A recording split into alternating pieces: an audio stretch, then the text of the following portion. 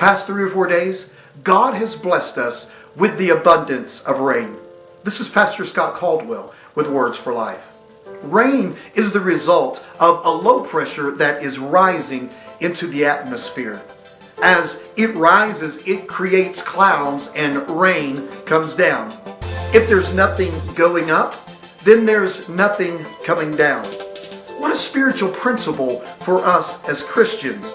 The Bible says in Psalms 34 verse 1, I will bless the Lord at all times. His praise shall continually be in my mouth.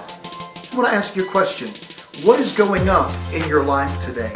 Because if there's nothing going up, there's nothing going down. Oftentimes people walk out of services thinking, wow, that was a dry service.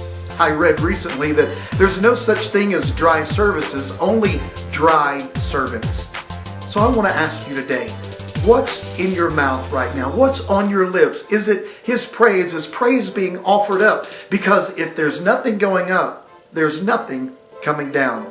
I hope that you will offer the sacrifice of praise to God and allow Him to bless your life with an abundance of rain.